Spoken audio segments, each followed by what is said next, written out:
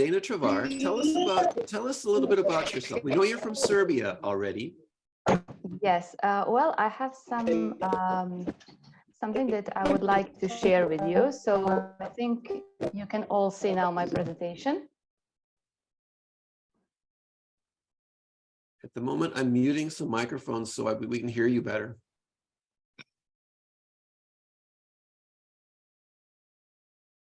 Okay, I shared my PowerPoint.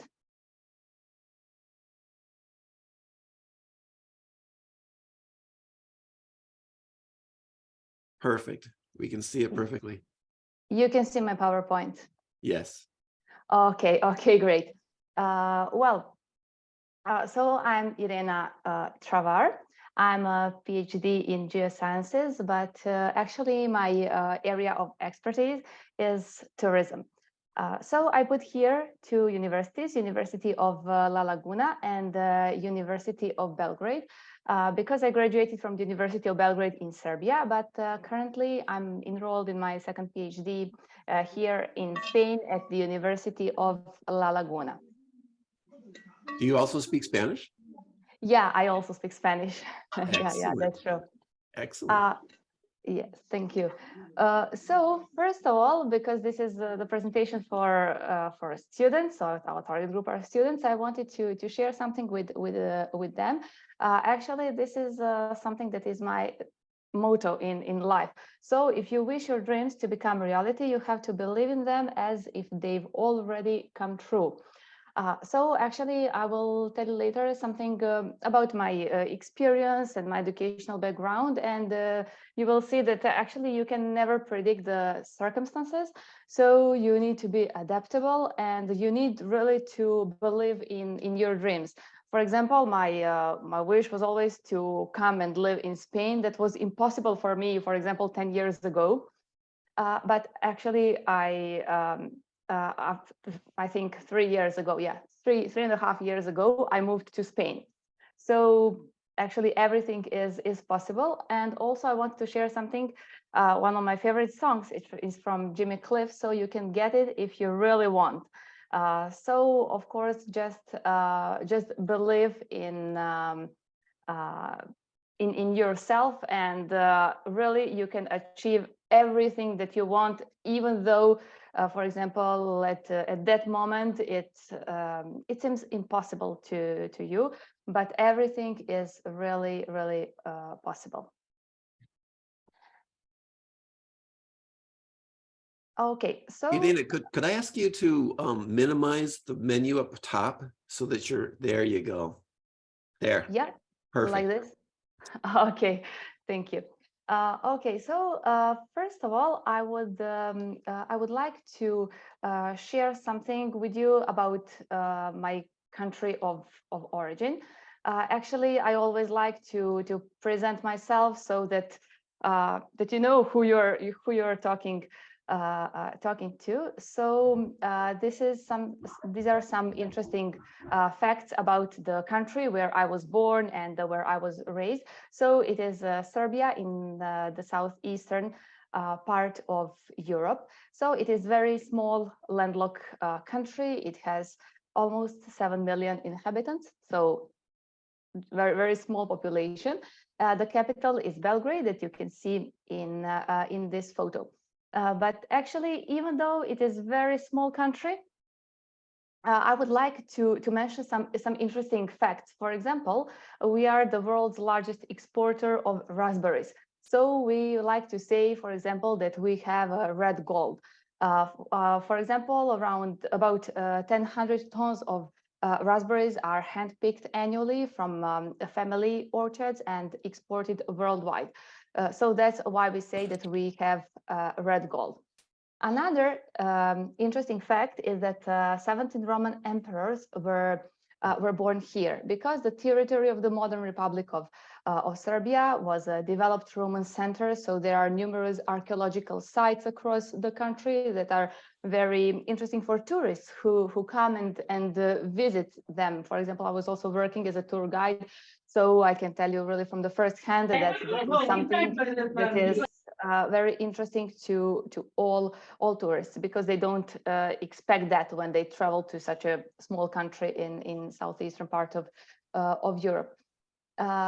Also, another interesting thing that we have two official alphabets. So we have Cyrillic and we have Latin.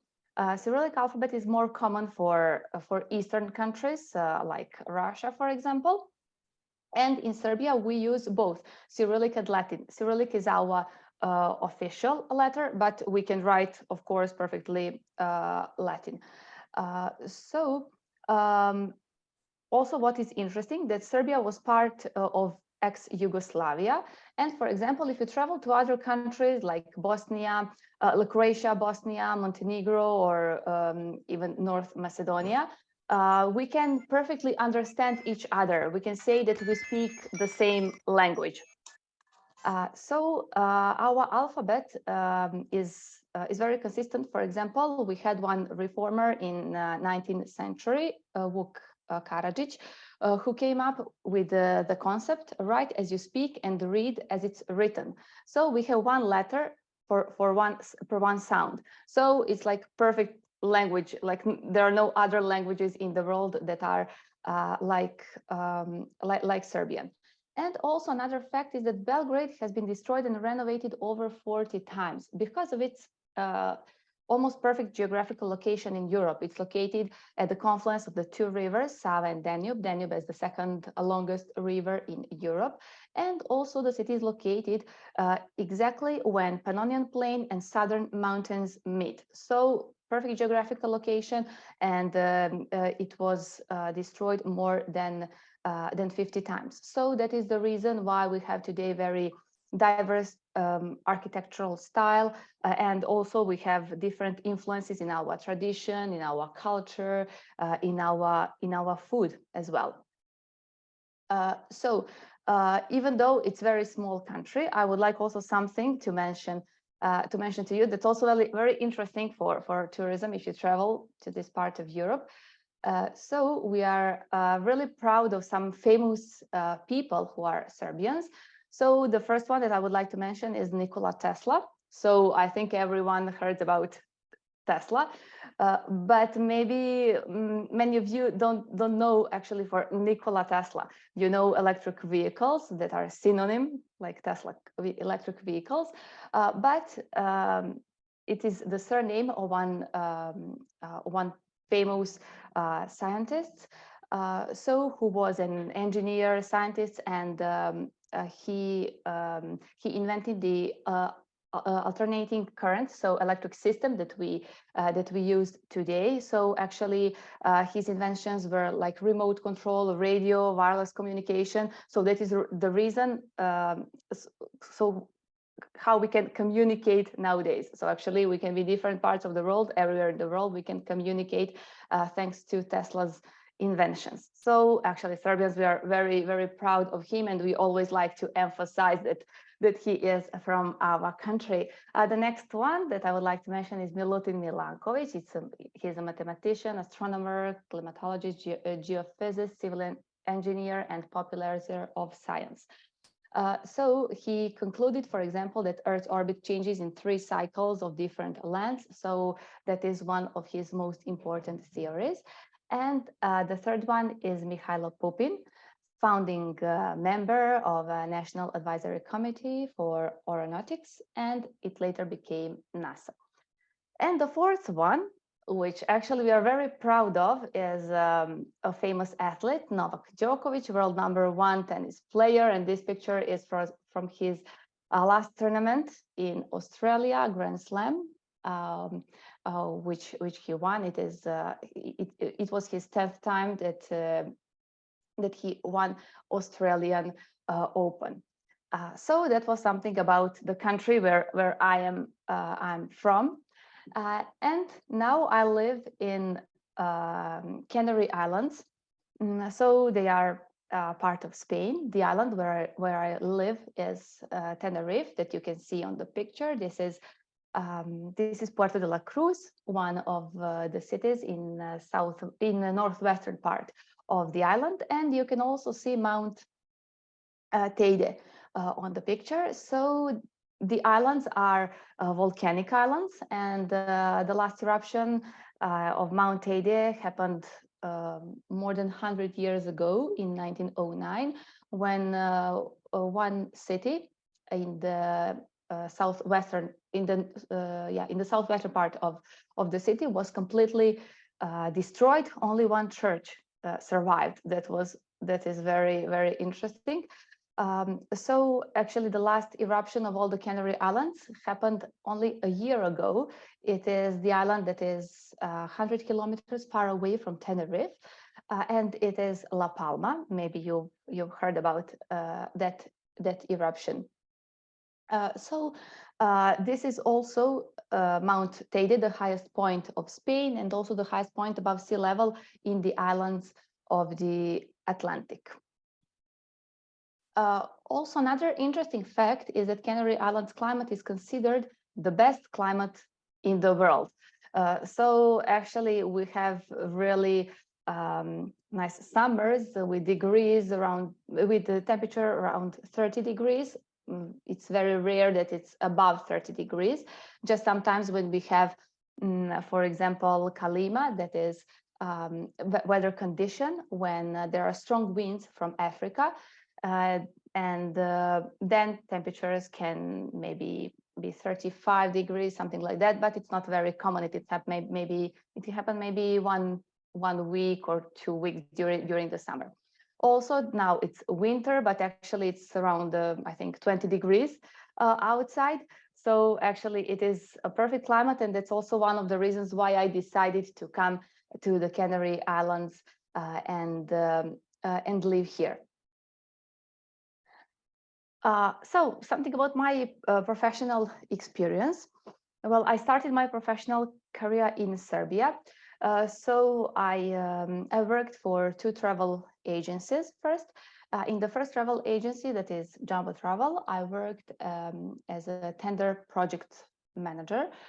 So actually that means that I was the person who was responsible for participating in all tenders that were related to selling flight tickets and the hotel accommodation for the whole world, because in Jumbo Travel we sold flight tickets and also hotel accommodation for the whole world. So actually that was very challenging for me, because that was my first job. But actually I'm very proud that we won many tenders, that we raised profit. That is, of course, the most important. And that we established cooperations with many national government institutions, for example. After that, I also worked as a tour guide in the travel agency Balkan Travel Center. So I have to say that working as a tour guide was something that I really enjoyed most, because actually you have direct contact with tourists. You are directly talking to people.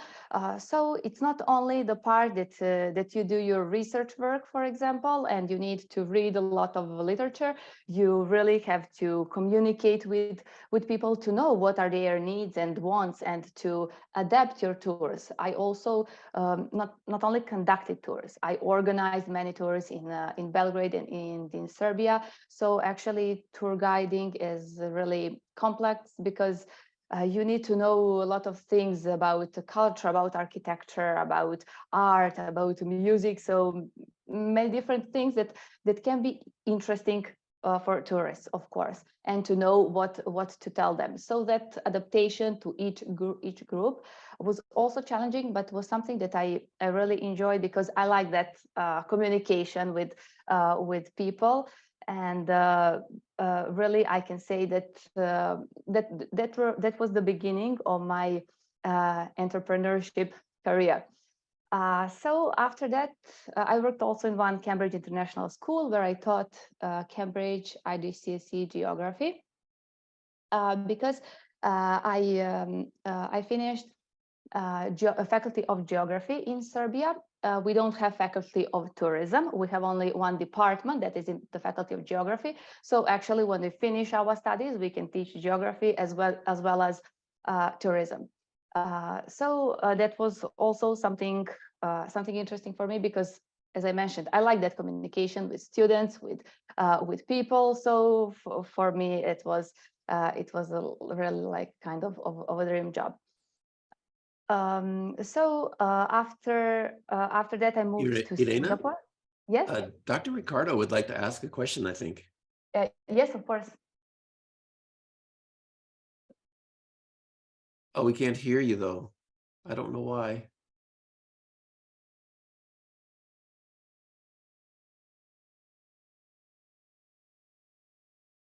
Hello, can you hear me? Now I can. Yes. Okay, fantastic. Sorry. Yes, Irina, thank you so much for sharing this amazing journey that you've been on so far professionally. And I just wanted to share with our students that, each of us live in unique places. Wherever we are, it's a unique community, a unique place that we can share the beauty of it with the world, in all of our communities. So I think these ideas that you're giving to us is something that anyone can participate in, and to be a local guide or a local tour guide and to learn from what your experiences have been. I mean, there's so many tools today that we have, from Airbnb to different websites that you can be a tour guide in. And I think all of our students are working in different professions, but there's a lot of people who are transitioning from one profession to another, or who would love to have the opportunity to host people in their country. And I can't think of a better person to do that than someone who's been living in the area, who knows the ins and outs. And so it's very interesting that all of us can learn how to participate in this kind of global economy, where we can have people come to us and share with us our knowledge of the local cuisine and opportunities and attractions. So I just wanted to mention that, so that all of our participants, which we already have 73 watching us, so they can think of these things as something they can do on their own. Yes, of course. Thank you very much. Well, completely agree with you, because you can never predict the circumstances, and you need to really adapt yourself, and see what is on the market, and what can you actually do. Just, of course, it's important to believe in yourself, and don't expect to be professional from the first moment, from the first class, from the first tour, or whatever that you do in your life. Because, for example, when I remember my first tour, really, I don't want to remember that. The same thing with my first class with students. I also don't want to remember, but actually, then you really can encourage yourself, because you just need to be aware of your capabilities, and you need to know that everything can be learned, and that you need more experience. And then when you compare your first day and after 1 year, you can see that there is a huge progress. For example, now I wanted to mention my experience in Singapore. When I went there, one of my first classes, I think, or even the first class, I had 70 students in one group, so in one big classroom. So for me, that was something I was thinking, oh, I can't do that. I'll go back to my country. I'll go back to Serbia. Why am I doing that to myself? But actually, when I entered the classroom, I prepared, of course, all the concept for the lesson, activities, so everything. And I always prepare something extra. For example, if I finish something earlier, okay, let's have something extra for the end of the class, for example, if we have time. So that preparation is the most important. And at the end of the class, really, students were satisfied. That was my first class that really wasn't so bad. Like, for example, my first class in Serbia, my very first class in Serbia.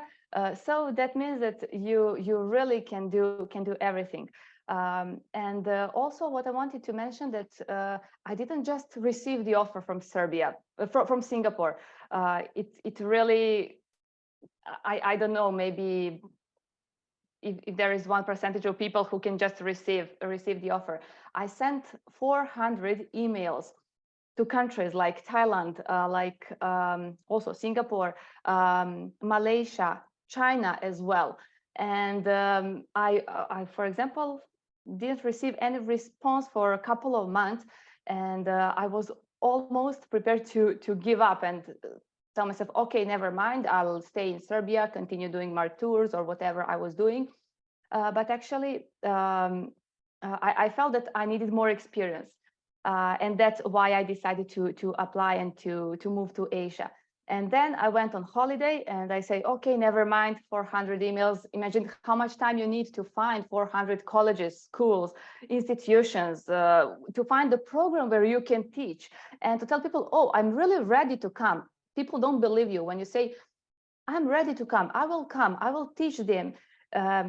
When you have online communication with them, they don't believe you actually. How would you come? Why would you come? So a lot of questions that you don't know how to convince them. So I went on holiday, and one morning I just received an email from Beacon International College from Singapore asking me for an interview. And I was like, oh my God, is it really true? But actually, we already had some interviews before, and I had a feeling that they were not interested in cooperating with me. So actually, I just left it. And when I received that email, I said, okay, but I'm on holiday. I can have an interview when I come back to Serbia. I really wanted to enjoy my well-deserved holiday. Then I had a couple of interviews with them, and after 3 months, I moved to Singapore. So actually, you can never know what will happen. You just need to be persistent. So if you need to send 1,000 emails, okay, don't be lazy. Just tell yourself, okay, I will start 30 emails every day, and that's it. So that's what I told to myself. I will not go to bed until I send, for example, 30 or 20 emails.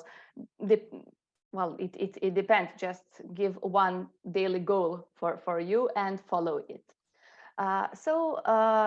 That was really one amazing experience in Singapore, but that was Asia, and I'm more like I really like Europe and that Western lifestyle. So I was missing it a lot. I was missing food and everything that is related to our Western culture. And even though it was a really perfect experience, I decided to move to Europe.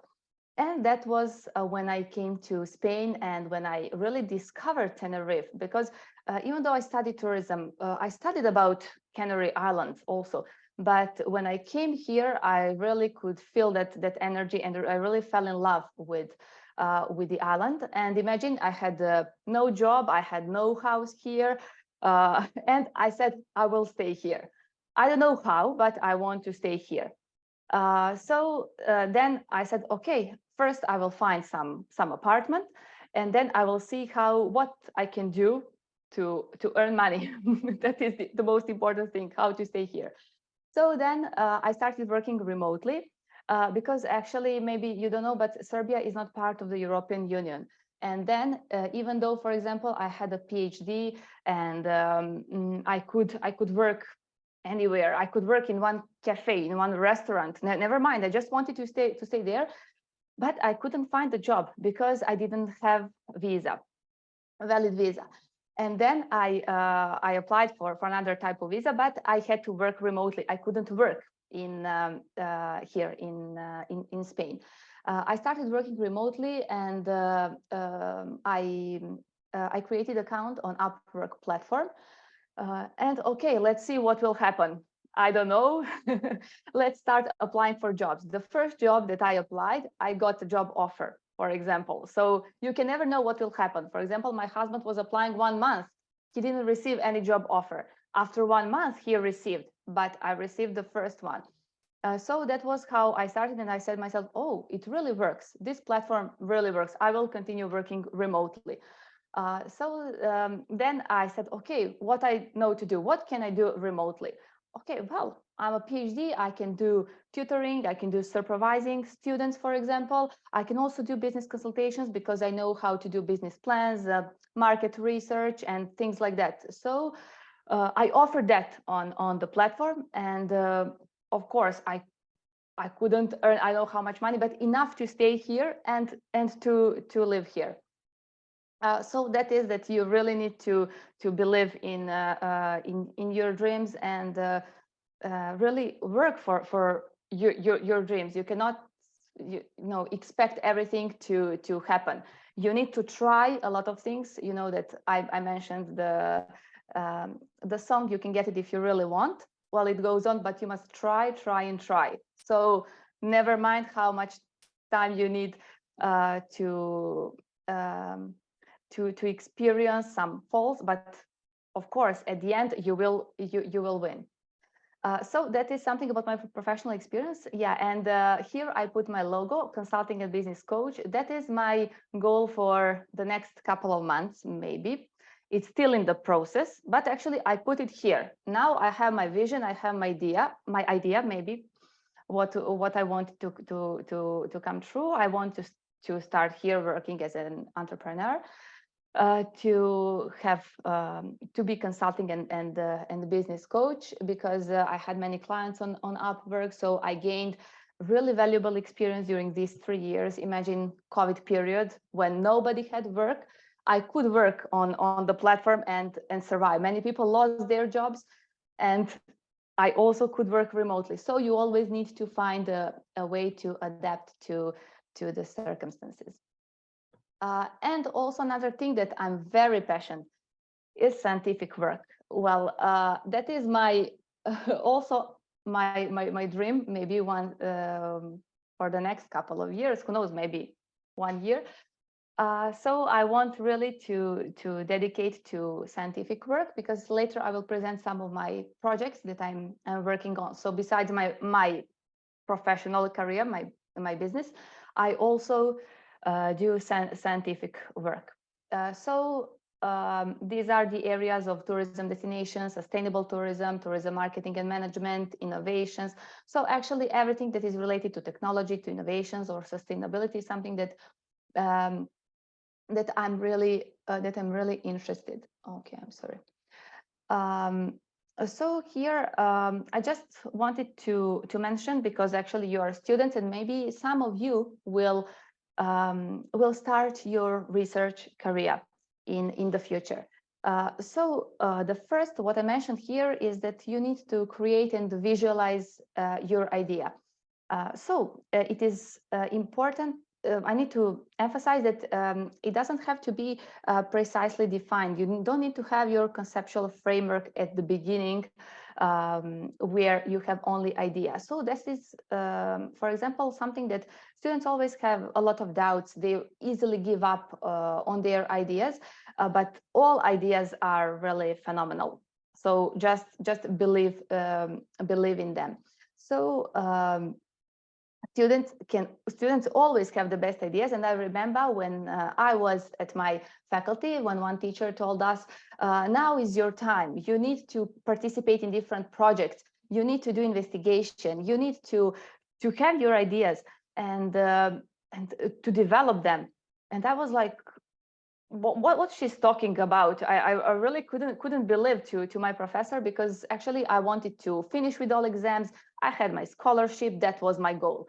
But now I really understand what that professor told us. So when you are a student, you really, believe me, you can do everything. You can have many excellent ideas and of course results. So that is, you need to start from the results that you want to achieve. So you have your idea and you have the end result. So even though you don't have a clear idea, you don't have exactly a clear result that you want to achieve, but you have something. You maybe want to work about sustainability, and you want to, your end result is that you want to help, like my idea was to help small and medium enterprises here in Tenerife Island. I didn't know how. I had an idea. So that is when you need to determine the most effective way to connect your ideas with your end result. That is the methodology. So you need to collect data, to do a lot of secondary research, and to find what would be the best way to achieve the desired result. Of course, during the process, you will learn a lot of things. Some of the answers you will find during the process. So that is why I want to emphasize, don't expect everything to be told to you at the beginning. So just investigate. So give yourself space, give yourself time, and really you will be successful.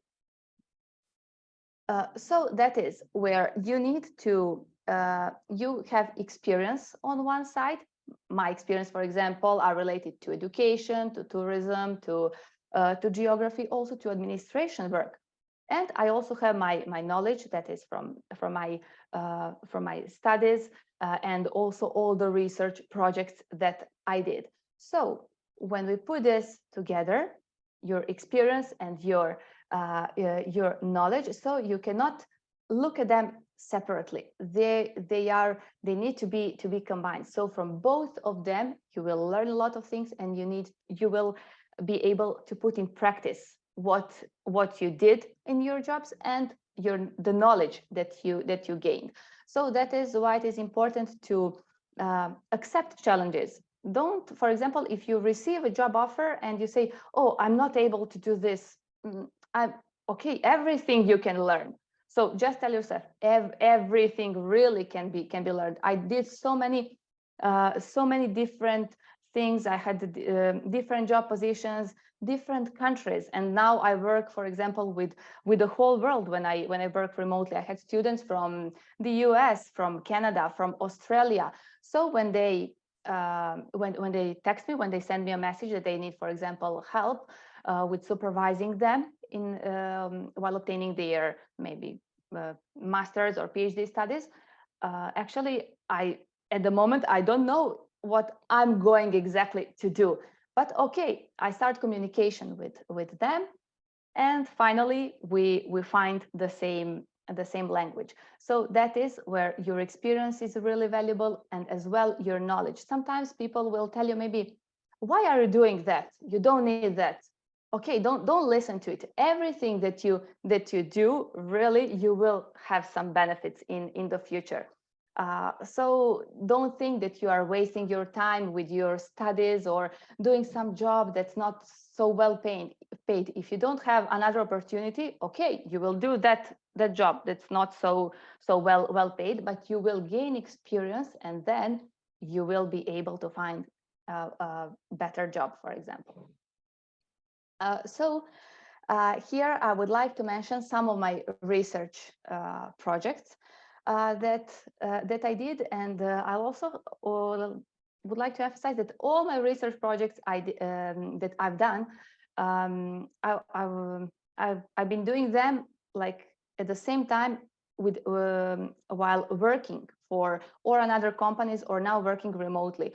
So that is, for example, I cannot now afford to be dedicated 100% to my research projects, but I always have them, because that's something that's really interesting for me. That's really my passion. And I really have a lot of people who tell me, why are you wasting your time? Go to the beach, but you have beach during the winter. Okay, I will go on Sunday, but from Monday to Friday, I want to be dedicated to this. So actually, that is just, you need to be persistent, and really you will see the benefits. My PhD thesis that I did is from the University of Belgrade, and it's the impact of image and quality of tourist services on the satisfaction of foreign tourists. Example of Belgrade. So I mentioned you some interesting facts about Belgrade and about Serbia. And the idea for this topic came to me when I was working as a tour guide. So actually, that is what I wanted to tell you. That experience that you have is really valuable for you later, even though at that moment you don't see why maybe it is valuable. But after a couple of years, after a couple of months, maybe you will really see that it was valuable. So actually, I realized that tourists that come to Serbia are some tourists who traveled a lot, for example, who visited Spain, France, who went to the US, to even some China, Australia. So, and then they said, okay, I can now go to Serbia. It's a small country, and okay, I visited so many countries. Why people don't come? Why not many people come to Serbia? Maybe we have in Belgrade 2 million tourists yearly. That's actually nothing compared to other big cities in Europe. And 1 million are international tourists, 1 million are domestic tourists. So you see that these are not some numbers that we should be really satisfied compared to the destination that we have and something that we can offer. So I had a couple from the US. They came to my tour, and I was guiding them. It was the underground tour of Belgrade, and I was talking to them. I asked them, "Oh, why you came to Belgrade? Why you came to Serbia?" And they said to me, "Oh, because we are explorers. We want to explore new destinations." But when we told our friends from the US that we were going to Serbia, they said, "Oh, you must be crazy. Don't go there. It's a destination. There is a war. You cannot see anything interesting there." But actually, the information that we have in the media, I think that 90% is not true, really. You need to investigate on yourself.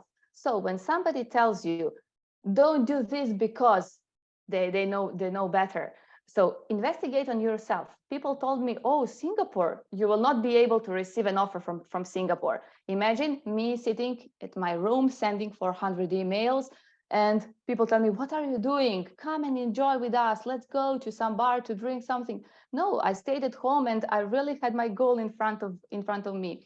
So actually, that's what their friends told them, that they were crazy to go to Serbia, but they investigated, they did their own research, and they came to Serbia, and of course they were very satisfied, because people who visit Serbia, Belgrade, really say that we are really generous people, and at the end they are satisfied. So that is how my idea, how I got the idea on what to do. I wanted to investigate the image and quality of tourist services and how it influences tourist satisfaction. This here is a paper that I published. It's part of my PhD dissertation that I published last year. And here I put some of the main findings that actually image and service quality really influence satisfaction, and that my goal was to have a base, like to create a business model of a future development of Belgrade as a tourist destination, because actually there is not a tourism business model for the future period. And I also found that tourists, for example, are very interested in natural beauty, safety, security. They like generosity, kindness of people. They like that relaxing atmosphere. So these were really important findings for the developing of a suitable business model. Well, this is my second PhD. So maybe you can now think, oh, why she's doing 2 PhD thesis. So what happened? I came to Spain. At that moment, it was 3.5 years ago, I didn't finish my thesis at the University of Belgrade because I couldn't publish paper. So what happened? Journals did not accept papers that I was sending with my professors from the University of Belgrade. And I said, okay, never mind, let's leave it. I will start my career here. I want to stay in Spain. And I enrolled to the PhD program at the University of La Laguna. I really liked it. I liked the group that I'm working with, my team, and everything, and how supportable we are to each other's. And what happened? I enrolled to the University of La Laguna in Tenerife, and I received again another email. So look at this, another email that my paper was going to be published, and that now I can defend my PhD thesis at the University of Belgrade. So what to do? Here, I already was enrolled. I like sustainability. I like this concept. I'm really amazed by Tenerife as a tourist destination. And on the other hand, I have another PhD thesis waiting for me. So I said, okay, let's dedicate these 2 or 3 months to finish this for Serbia, and then I'll continue here in Spain. And that is what I did. Believe me that only my parents believed in me in that period of time, and I'm very grateful for that they supported me. First of all, they supported me financially, because to finish a PhD, you really need to be dedicated. So these 2 or 3 months, while I was writing everything, all the findings that I find from my empirical research, so they supported me. But of course, they told me, okay, just now and then continue with your studies, work, whatever. That's it from us. And then I finished, of course, now I'm PhD in geosciences, in tourism from the University of Belgrade. And I'm also doing my second PhD here at the University of La Laguna, where I'm also involved in some projects. And here I would like to present you my idea actually about sustainability. I want to investigate market orientation, innovations, and circular economy, and how they are related, how they influence sustainability. So my idea came from the Earth that you can see here, and the core. That is my idea. My final goal, actually, is to create a tourism cooperative. That is a system that integrates tourism expertise with the aim to support small and medium enterprises. Because, you know, now that I had a lot of experience with small and medium enterprises, I was working as a tour guide. So actually, I was a kind of entrepreneur. And I want also local people to be included, because for sustainability, it is important that we have support from local people.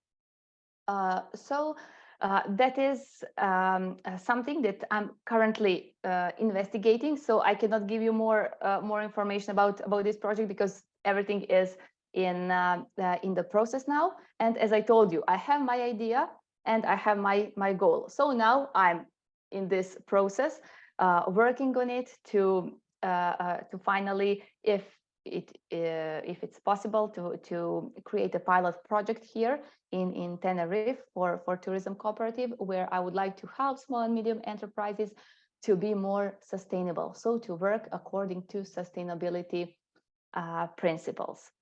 And the last thing that I wanted to mention is my another project here at the University of La Laguna. It is design of an effective mobile application model. So even though I'm not a technology expert, again, what I tell you, I have the idea, and we will find another researchers that will help us to put in practice this mobile application model.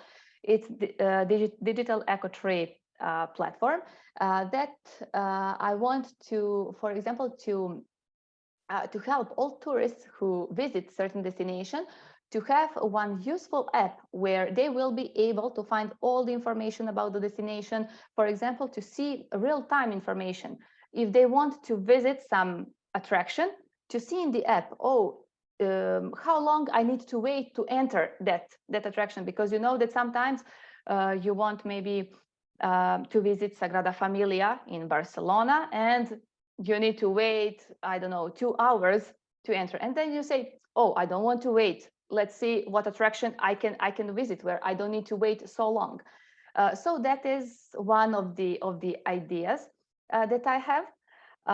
Of course, I still don't know how to put in practices, and I don't need to know. I'm not a technology expert. But of course, it's important that you work in a group, that you work in a team. And I think as students, I'm sure you have many projects where you work as a team. So everyone can contribute. So it's important that you cannot know everything, but you will find people who know. You will find people who can help you. So that is this project about digital eco-tree platform. So actually to use the online technologies, again, to work according to the principles of sustainability, which is actually something that I'm really interested in, and I'm working for my PhD thesis here.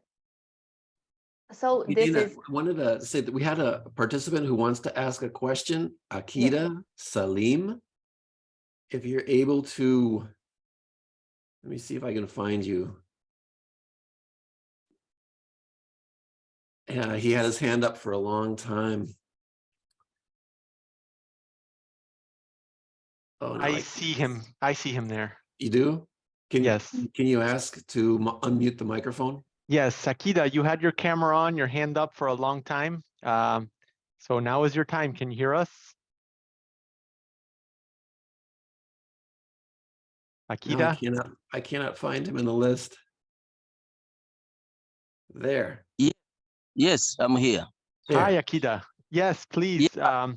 You wanted to share something with Irina, our presenter. Yes, I just want to ask a question. of course. That yes, I just want to ask the question to Irena.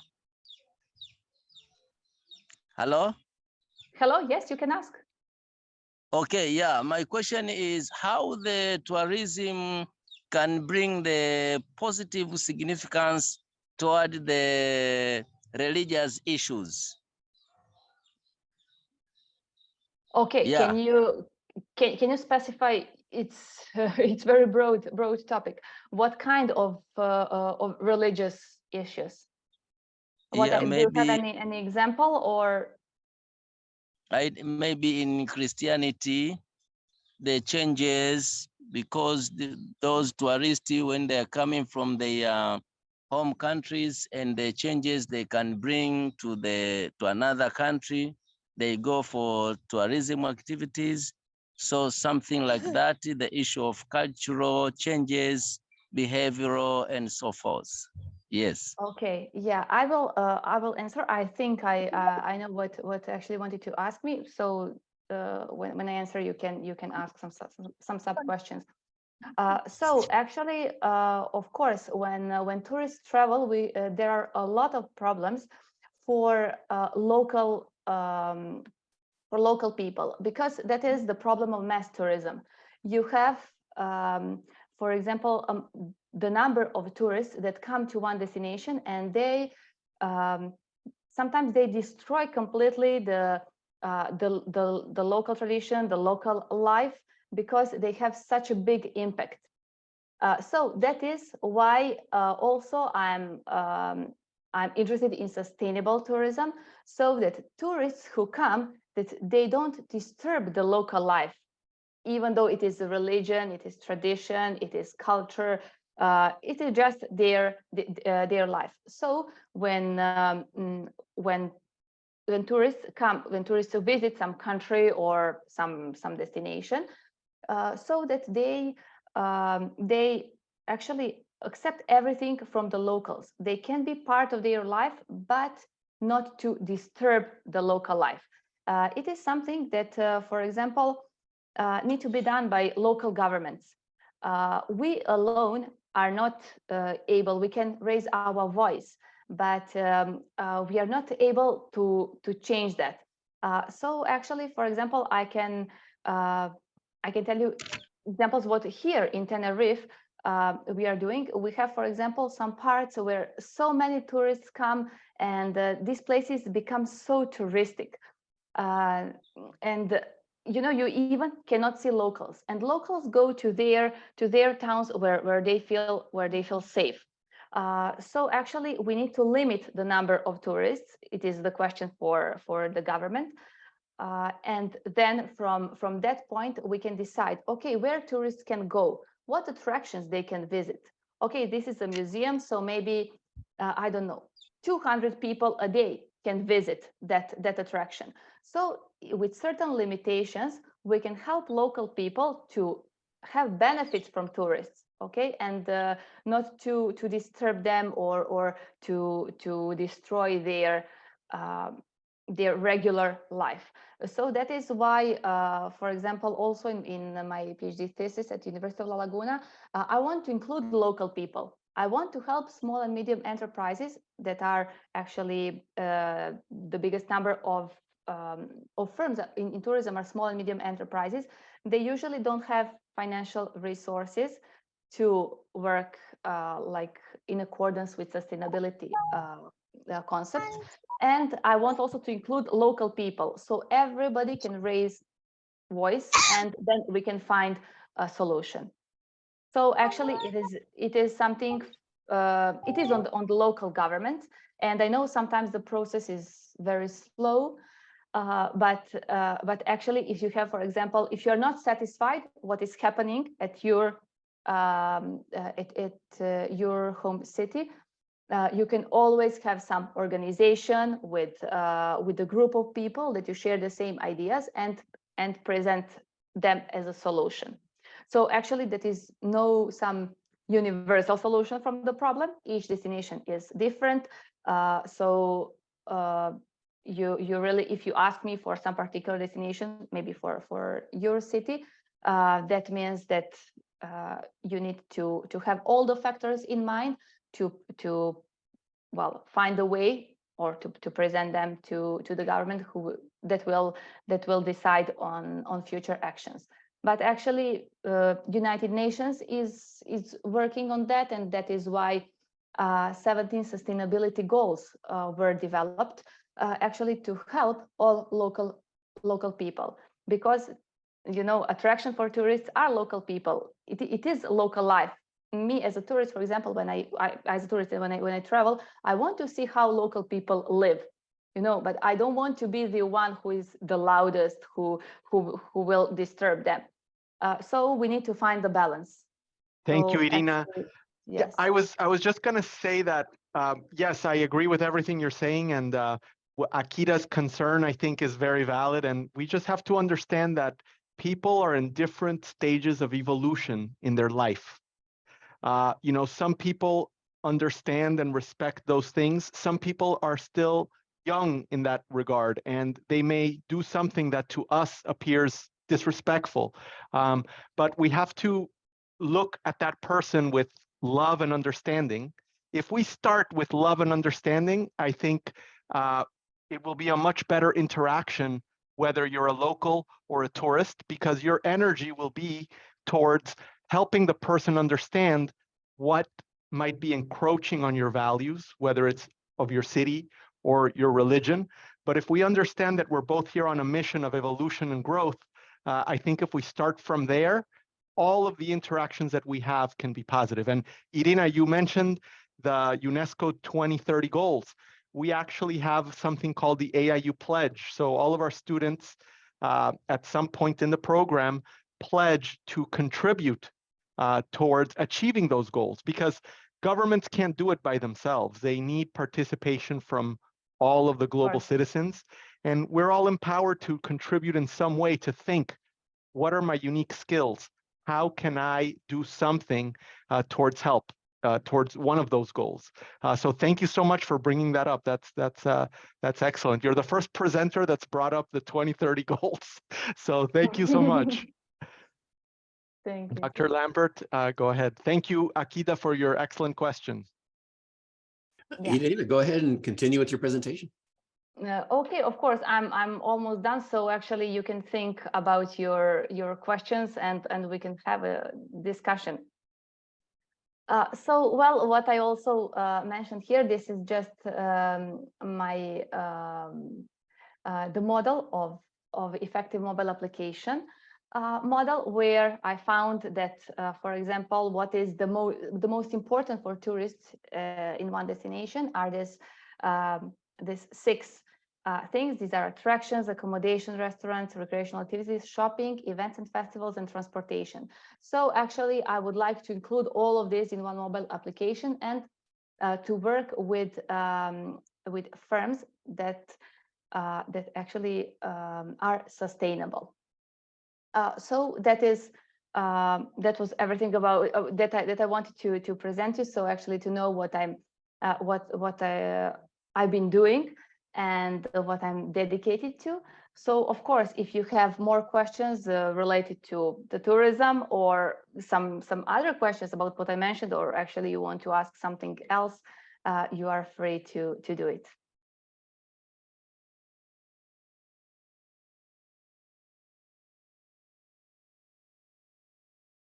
So do we have more questions? Yes, it looks like we do. We have questions from a couple of participants. There's one that was written down. Let me read that one. It was basically how could they utilize the potential of the local tourism? In other words, what are some tools or what are some specific actions that you recommend for someone who may want to offer services and tourism in their local city? I don't know if there's some tools or some training. I mean, I don't know if you typically maybe would start off showing, planning a trip for a family or a friend and kind of getting experience on, hey, how was your experience? What could have been better? And then maybe offer your services. So that was a question from one of our students from earlier in the presentation. I don't know if you have any specific tools Okay. or suggestions for that. Well, of course, that means if you want to start developing tourism or you want to start working as an entrepreneur in your local city. That is Correct. Okay. Yes, of course. There are many online webinars that you can attend. Some of them are free. Some of them you need to pay, and depends really where you live. I can tell you now for Spain, for Tenerife here, for example, like every municipality organizes some kind of trainings for local people who want to start working as entrepreneurs. So there you can maybe learn how to have a Facebook page, Instagram page that is efficient, so that will attract tourists. It's not only to have it, it's important to know how to attract it. For example, what pictures to upload, what time to upload, how to reach more followers. So you can find a lot of answers on the internet, but of course, if you have a possibility to participate in some webinar or some training, go ahead. That will be really helpful. And of course, if you have maybe some accommodation that you want to adapt for tourists, you can use Airbnb or Booking, because, for example, when I lived in Singapore, so I traveled to Indonesia because it's very close to Singapore. Indonesia is not developed country, it's developing country, but actually some islands are so small that they even don't have roads on the island. They don't have cars. They maybe only drive bicycles or motorbikes, but they all have Booking. So I find accommodation on Booking, and then I can explore the destination. So wherever you live, whatever part of the planet, you can use this kind of tools like Booking, like Airbnb that I suggest for the beginning, and always ask people to write a positive review, because reviews are something that when you Google some accommodation, some destinations, that will be something that will first appear. And if you are ranked high on Google, that means that you will receive more potential tourists. Fantastic. So actually, yeah, that is something that now I can just in a couple of sentences tell you. But of course, whatever option that you choose will be good. Fantastic. Thank you, Irena. And we have one more question. We'll see how quick it is from TechnoSpark. TechnoSpark.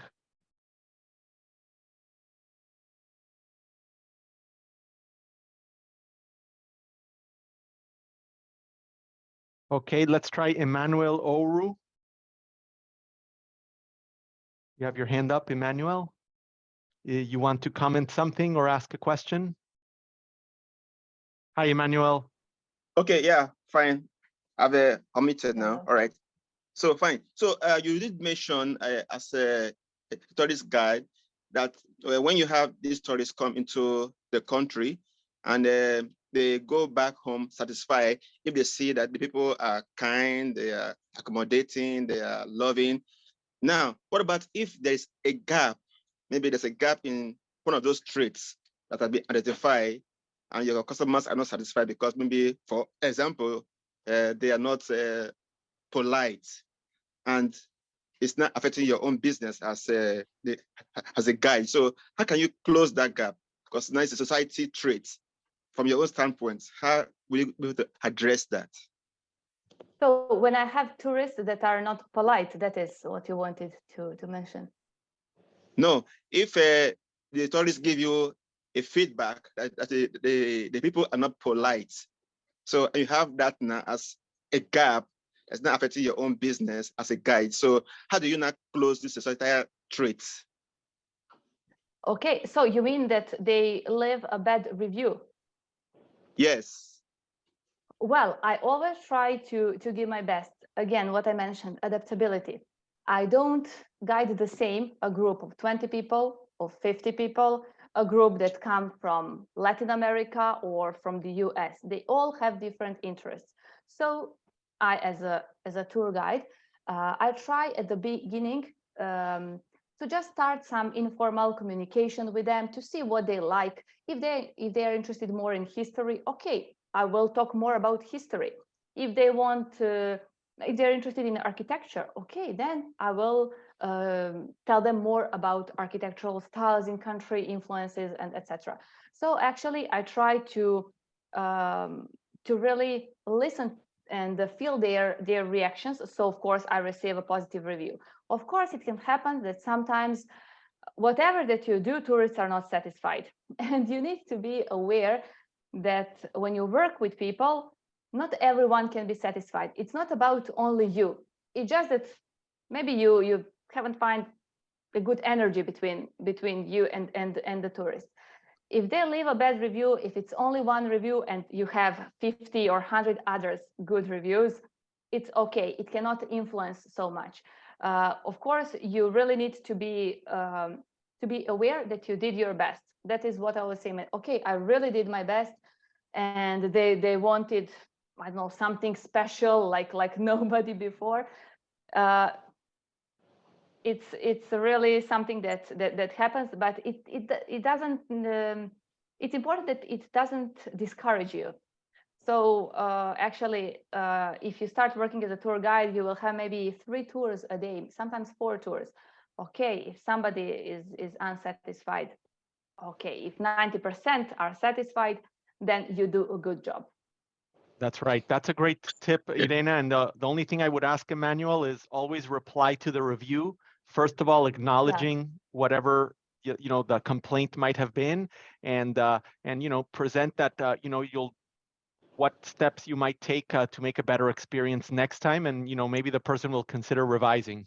So thank you for that. And last one, because we're at the end of the session, let me ask on Vishnu Pandey, please. Let me ask you to unmute. Thank you very much, Doctor.